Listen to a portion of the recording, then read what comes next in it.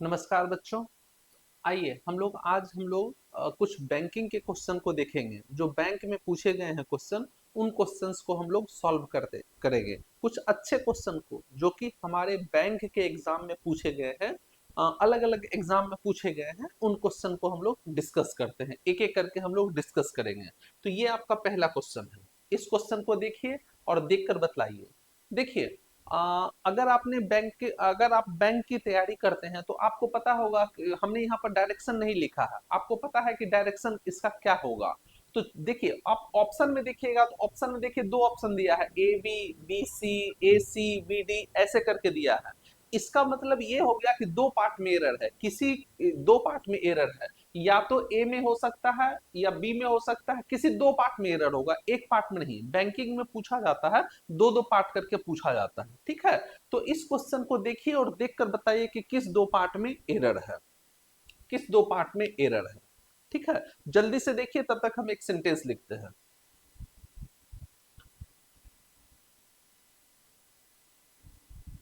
हमने एक सेंटेंस लिखा।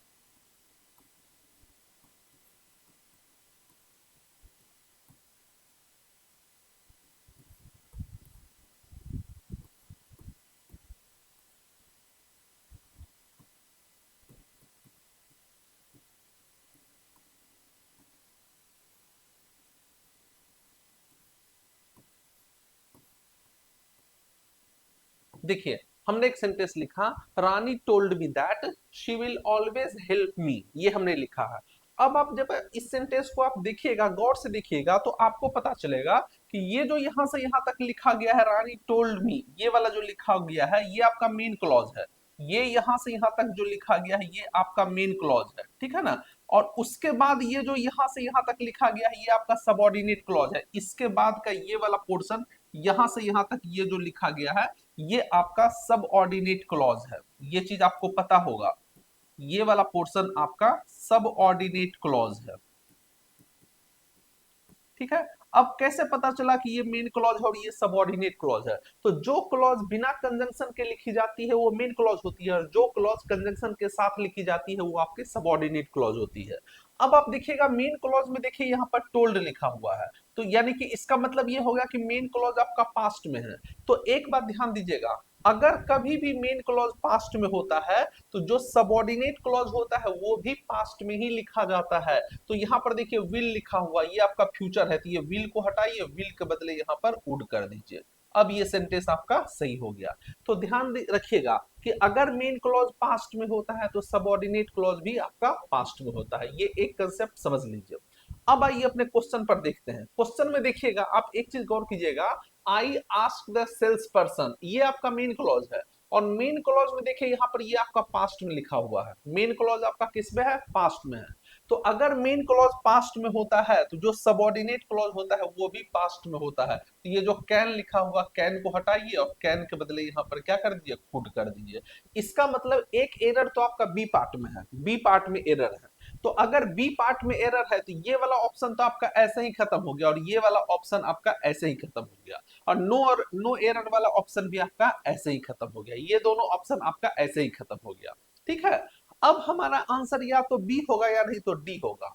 एक बात और समझिएगा, एक वर्ड देखिए यहाँ पर लिखा हुआ है एक्सचेंज, यहाँ पर देखिए एक्सचेंज लिखा हुआ है। अगर कहीं भी एक्सचेंज लिखा होता है, इस बात का ध्यान दीजिएगा, अगर कहीं भी आपका एक्सचेंज लिखा होता है तो एक्सचेंज के साथ एक ही प्रीपोजिशन का यूज होता है और वो होता है एक्सचेंज विथ। एक्सचेंज के साथ हम लोग हमेशा, एक्सचेंज के साथ हमेशा विथ प्रीपोजिशन का यूज करते हैं, इस बात का ध्यान रखिएगा। लेकिन देखिए यहाँ पर एक्सचेंज के साथ यहाँ पर टू प्रीपोजिशन का यूज किया है, तो ये जो टू लिखा हुआ ये टू आपका गलत हो गया। इस टू के बदले यहाँ पर क्या कर दीजिए, विथ कर दीजिए। अब सेंटेंस आपका सही हो गया। तो देखिए दूसरा एरर किस पार्ट में है, दूसरा एरर आपका डी पार्ट में है। तो एक एरर बी में था, दूसरा एरर आपका डी में था, तो आंसर आपका ये हो गया, बी और डी आंसर हो गया। तो दो बातें आप सीख लीजिए, अगर मेन क्लॉज पास्ट में होगा तो सबऑर्डिनेट क्लॉज भी पास्ट में लिखेंगे, और एक्सचेंज अगर लिखा हुआ रहेगा तो एक्सचेंज के साथ हम लोग विथ का यूज करते हैं। और एग्जाम में क्या करता है, टू लगाकर क्वेश्चन देता है। ध्यान रखिएगा, एक्सचेंज के साथ एग्जाम में क्या करता है, आपको टू लगाकर क्वेश्चन देता है। तो याद रखिएगा एक्सचेंज के साथ टू का यूज नहीं होता है, एक्सचेंज के साथ विद का यूज होता है, ठीक है। ये तो आपका एक पहला क्वेश्चन। दूसरा क्वेश्चन देखिए, the ancient banyan tree was fallen with strong winds। इसमें देखिए एक ही एरर है, इसमें ऑप्शन में देखिएगा तो एक ही एरर है इसमें, ठीक है ना, दो एरर नहीं है। तो इसको देखिए लिखा हुआ द एंशियंट banyan ट्री, कह रहा है कि ये जो प्राचीन बरगद के पेड़ थे was fallen by strong winds, ये लिखा हुआ है। अब एक बात समझिएगा, एक वर्ब के बारे में आपने नाम सुना होगा, एक वर्ब होता है फॉल, एक वर्ब है आपका फॉल। इस फॉल का अर्थ होता है गिरना, ये जो फॉल होता है इसका अर्थ होता है गिरना। और इसका V2 जब हम लोग लिखते हैं तो इसका V2 हो जाता है फॉल, फेल, और V3 आपका फॉलेन, फॉल, फेल, फॉलेन, ये वाला होता है, ठीक है। एक बात ये, दूसरी बात याद रखिएगा, एक वर्ब और होती है, और एक वर्ब होती है फेल। फेल का अर्थ होता है गिराना, फेल का अर्थ होता है गिराना। देखिए एक वर्ब फेल आपका यहाँ पर V2 है और यहाँ पर V1 भी है, और इसका V2 जो होता है इसका V2 हो जाता है फेल्ड, और V3 आपका फेल्ड हो जाएगा, फेल, फेल्ड, फेल्ड, ये होता है। अब सबसे इंपॉर्टेंट चीज एक बात याद रखिएगा, ये जो फॉल वर्ब है ये आपकी इंट्रांजिटिव वर्ब होती है, इस बात का ध्यान रखिएगा, ये जो फॉल वर्ब है ये वर्ब आपकी इंट्रांजिटिव वर्ब होती है, ये आपकी इंट्रांजिटिव वर्ब होती है। और ये जो फेल वर्ब है ये आपकी ट्रांजिटिव वर्ब होती है, ये वर्ब जो है ये वर्ब आपकी ट्रांजिटिव वर्ब है, इस बात का ध्यान दीजिएगा, ठीक है। अब एक बात समझिएगा, आपने पढ़ा है कि अगर कोई इंट्रांजिटिव वर्ब है तो इंट्रांजिटिव वर्ब का पैसिव नहीं बनाया जाता है, ये बात आप अच्छी तरह से जानते हैं कि कोई भी इंट्रांजिटिव वर्ब का पैसिव नहीं बनता है, no passive of intransitive verb, ये बात आप अच्छी तरह से जानते हैं कि किसी भी पैसिव अगर हमको बनाना है तब उसको ट्रांजिटिव वर्ब होना चाहिए, तो अगर इंट्रांजिटिव वर्ब है तब उसका पैसिव नहीं बनेगा, नो पैसिव,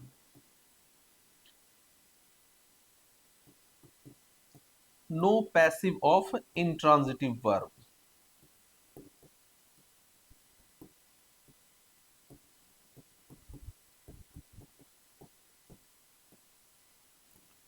इंट्रांजिटिव वर्ब का पैसिव नहीं बनाया जाता है। तो देखिए यहाँ पर ये फॉलेन लिखा हुआ है, इस बात का ध्यान रखिए, यहाँ पर देखिए ये यहाँ पर फॉलेन लिखा हुआ है, और ये फॉलेन कौन सा फॉलेन है, तो ये वाला फॉलेन है, देखिए ये वाला फॉलेन है, ठीक है। और ये जो फॉलेन है ये फॉलेन तो आपकी इंट्रांजिटिव वर्ब है, और यहाँ पर देखिए पैसिव लिखा हुआ है, बी वर्ब प्लस V3, यहाँ पर देखिए ये आपकी बी वर्ब है, ठीक है।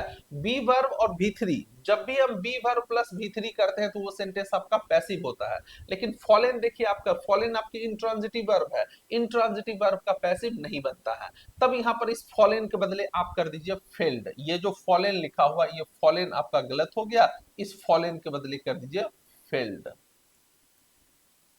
ये फॉलेन आपका गलत हो गया, ये फॉलेन आपका गलत हो गया, इस फॉलेन के बदले फेल्ड कर दीजिए और सेंटेंस आपका क्या हो जाएगा, सही हो जाएगा। तो क्या सीखा आपने, तो एरर किस पार्ट में है, बी पार्ट में, तो अगर एरर बी पार्ट में है तो ये वाला आंसर आपका हो गया। तो आपने क्या सीखा कि इंट्रांजिटिव वर्ब का पैसिव नहीं बनाया जाता है, केवल ट्रांजिटिव वर्ब का पैसिव बनता है, ये बात ध्यान रखिएगा। इसको देखिए, देखिए यहां पर लिखा हुआ है समटाइम्स, समटाइम्स मतलब कभी कभी, sometimes we hold on to our past so dearly. ये देखिए यहां पर डियर लिखा हुआ, डियर का अर्थ होता है बहुत प्यार से, डियरली लिखा, डियर का मतलब होता है प्यारा, और डियरली का मतलब होता है प्यार से, एडवर्ब है। That we forgot all about the present moment. अब देखिए एक वर्ड आप यहां पर देखिएगा, होल्ड ऑन लिखा हुआ, होल्ड ऑन टू, इस वर्ड को समझिए, ये जो होल्ड ऑन टू होता है इसका क्या मतलब होता है, ये बहुत ही प्यारा वर्ड है। तो अगर कहीं पर होल्ड ऑन टू लिखा हुआ रहेगा तो इसका अर्थ होता है किसी चीज को कस कर पकड़ना, ध्यान रखिएगा, अगर कहीं पर होल्ड ऑन टू लिखा हुआ है,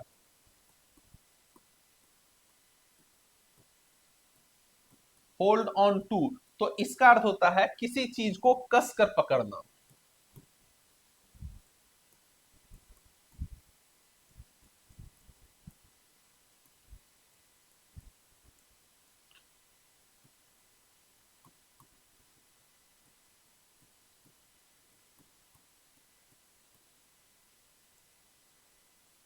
किसी चीज को कस कर पकड़ना या किसी चीज को थामे रखना।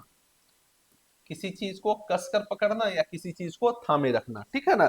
एक वर्ड और होता है होल्ड इन होता है, एक बात और ध्यान दीजिएगा, एक वर्ड और होता है होल्ड इन, एक वर्ड होता है आपका होल्ड इन। इस होल्ड इन का क्या अर्थ होता है, तो इस होल्ड इन का अर्थ होता है किसी चीज को रोके रहना, कोई जैसे कि कोई हंसी है उसको रोकना, कोई गुस्सा है उसको रोके रखना, आंसू है उसको रोके रखना, यानी कोई इमोशन है किसी इमोशन को रोके रखना, ठीक है ना, किसी इमोशन को रोक कर रखना। होल्ड इन का अर्थ होता है किसी इमोशन, कोई भी इमोशन हो सकता है, हंसी हो सकता है, गुस्सा हो सकता है, आंसू हो सकता है, कुछ भी हो सकता है, किसी इमोशन को रोक कर रखना।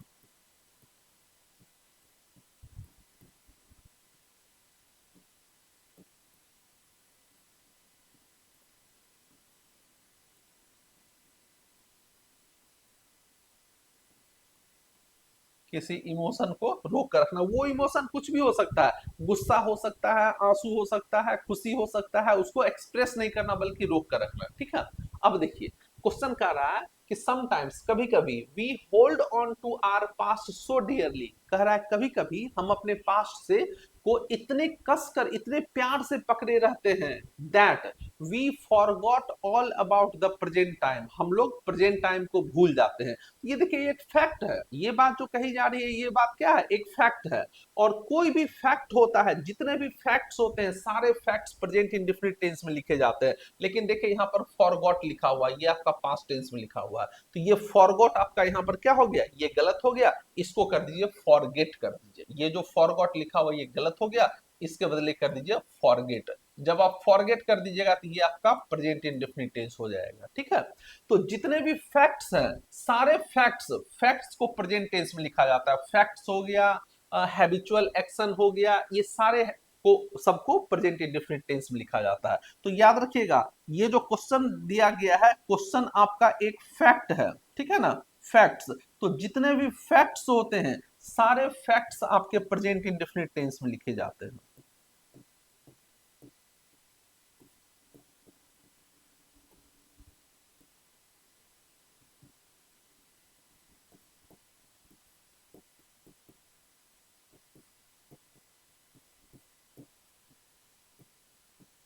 तो ध्यान रखिएगा जितने भी फैक्ट्स होते हैं सारे फैक्ट्स को हम लोग प्रेजेंट इंडेफिनिट टेंस में लिखते हैं, तो इसका आंसर ये हो गया, ठीक है। अगला क्वेश्चन देखिए, हाँ देखिए लिखा हुआ I live besides the high school. अब एक बात देखिए यहाँ भी देखिए दो एरर है, इसमें भी आप देखिएगा दो एरर है, ठीक है ना, और कौन कौन सा दो एरर है हमको ये देखना है, ठीक है। तो देखिए लिखा हुआ सबसे पहले देखिए I live besides the high school, सबसे पहले यहाँ पर देखिए बिसाइड्स लिखा हुआ है, बिसाइड्स का अर्थ क्या होता है, तो देखिए दो वर्ड होता है, एक वर्ड होता है आपका बिसाइड, एक वर्ड होता है आपका बिसाइड, और एक वर्ड होता है आपका बिसाइड्स, एक वर्ड होता है बिसाइड्स। अब ये जो बिसाइड लिखा हुआ है इसका क्या अर्थ होता है, इसका अर्थ होता है बाय द साइड ऑफ,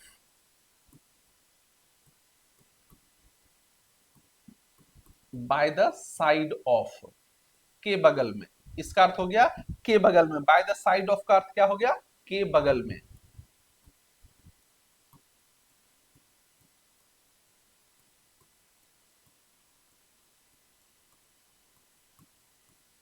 के बगल में। और ये जो बिसाइड्स लिखा हुआ है इस बिसाइड्स का अर्थ होता है एक्सेप्ट, ये जो बिसाइड लिखा हुआ है इसका अर्थ होता है एक्सेप्ट,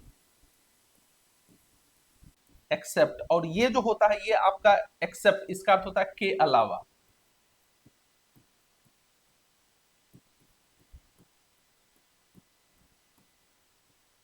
के अलावा। तो अब देखिए यहां पर क्या कह रहा है कि I live besides the high school, कह रहा है कि मैं वो हाई स्कूल के बगल में रहता है, तो यहाँ पर बगल में रहता है तो इसका मीनिंग यहाँ पर बिसाइड्स नहीं होगा, यहाँ पर क्या होगा बिसाइड होगा। तो अगर बिसाइड होगा तो ये जो एस लिखा हुआ इस एस को यहाँ से क्या कीजिए हटा दीजिए, ठीक है। ये बिसाइड्स आपका प्रेपोजिशन होता है, प्रेपोजिशन वैसे दोनों होता है लेकिन इसका यूज बिसाइड का यूज हम लोग एडवर्ब के रूप में भी करते हैं। तो एक तो गलती ये था, तो एक गलती किसमें था, ए पार्ट में एरर था, तो अगर ए पार्ट में एरर था तो ये वाला ऑप्शन गलत हो गया और ये वाला ऑप्शन गलत हो गया, नो एरर तो ये ऐसे ही गलत हो गया, ठीक है, ये गलत, ठीक। अब दूसरा एरर देखते हैं, देखिए लिखा हुआ है 200 यार्ड्स, इसको ध्यान दीजिएगा, यहां पर देखिए, यहां पर लिखा हुआ है 200 यार्ड्स, 200 यार्ड्स ये लिखा हुआ। अब एक बात समझिए, देखिए, अगर कहीं पर ये लिखा हुआ रहेगा 500, अगर कहीं पर लिखा हुआ है 500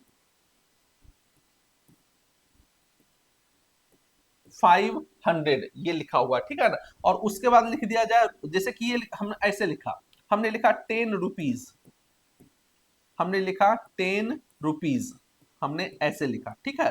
तो अब आप ध्यान दीजिएगा कि यहां पर ये जो रुपीज लिखा हुआ, ये रुपीज आपका यहां पर नाउन है, ये रुपीज आपका नाउन है, और इस नाउन के पहले ये 10 आ गया, तो ये 10 आपका यहां पर एडजेक्टिव हो गया, 10 आपका यहां पर एडजेक्टिव हो गया, ठीक है। लेकिन अगर इसी को ऐसे लिख दिया जाए, मान लेते हैं इसी को हमने ऐसे लिख दिया, इसी को हमने ऐसे लिखा 10 रुपीज नोट, 10 रुपीज नोट। अब आप गौर कीजिएगा कि यहां पर देखिएगा, ये नोट आपका यहां पर नाउन हो गया, ये जो नोट लिखा हुआ, ये नोट आपका यहां पर नाउन हो गया, और ये जो 10 रुपीज लिखा हुआ, ये 10 रुपीज आपका एडजेक्टिव हो गया, ये वाला जो 10 रुपीज लिखा हुआ, ये आपका एडजेक्टिव हो गया। यहां पर देखिए, यहां पर रुपीज नाउन था, पहले वाले केस में यहां पर रुपीज नाउन था, ये वाला, इसको ध्यान दीजिए, यहां पर पहले वाले केस में रुपीज नाउन था, लेकिन यहां पर देखिए नोट आपका नाउन है। यहां पर देखिए 10 एडजेक्टिव था, लेकिन यहां पर देखिए 10 रुपीज एडजेक्टिव है।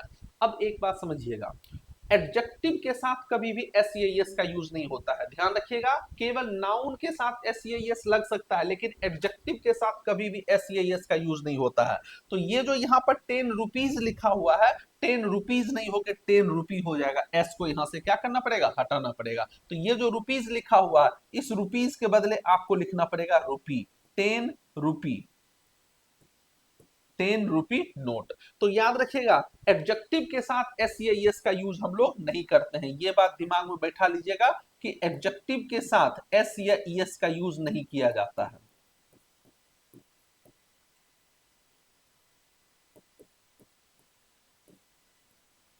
एडजेक्टिव के साथ एस का प्रयोग का यूज नहीं किया जाता है, ये बात याद रखिएगा।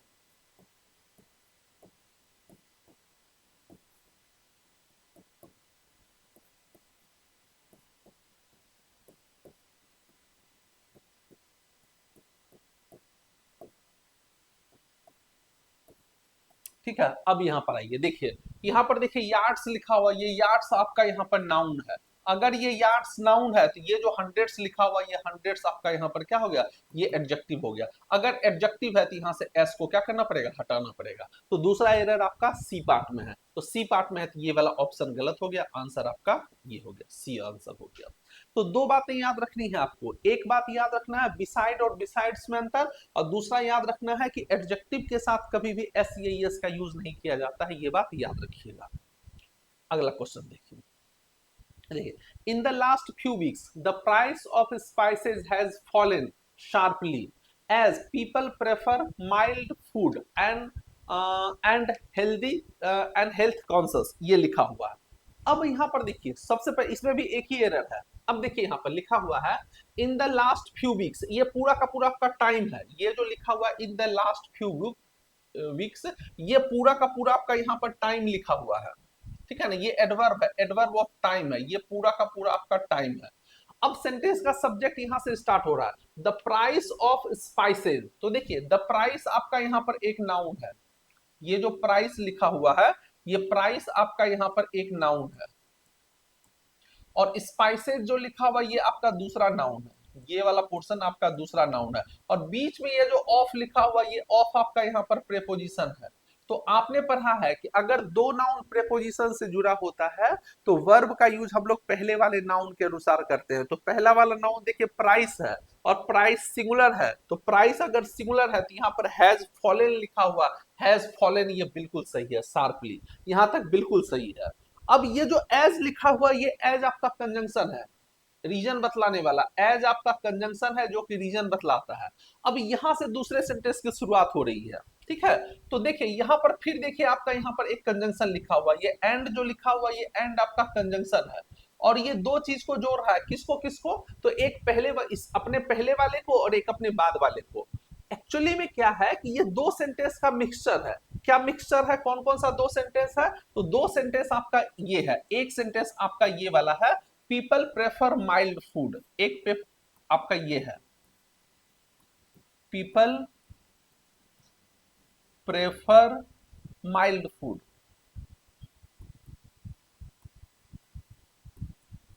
एक सेंटेंस आपका ये है, और एंड से दूसरा सेंटेंस जुड़ा हुआ है कि लोग जो है वो माइल्ड फूड को प्रेफर करते हैं, और लोग जो है वो हेल्थ कॉन्शियस हो गए हैं। तो दूसरा सेंटेंस जो जोड़ा जा रहा है वो ये जोड़ा जा रहा है, पीपल आर हेल्थ कॉन्शियस।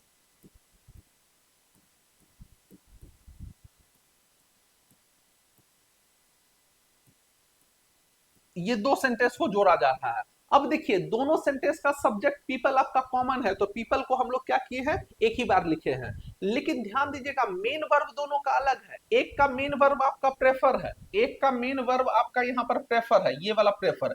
एक का मेन वर्ब प्रेफर है और दूसरे का मेन वर्ब आपका आर है। तो दोनों अलग अलग है, तो दोनों को आप एक साथ कॉमन नहीं ले सकते हैं, तब आपको यहाँ पर एक आर जो है वो क्या है, ये छूटा हुआ है।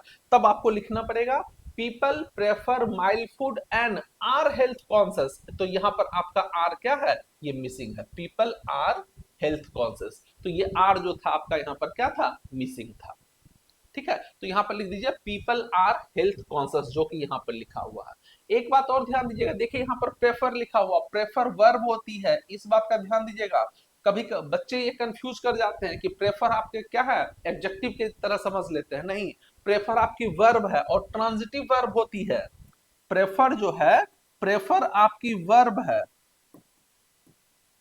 प्रेफर जो होती है ये आपकी ट्रांजिटिव वर्ब होती है, इस बात का ध्यान दीजिएगा। इसके बाद एक ऑब्जेक्ट का यूज होता है। तो एरर किस पार्ट में है, एरर आपके डी पार्ट में है, तो आंसर आपका ये हो गया। तो ये आपका आज का सेशन था।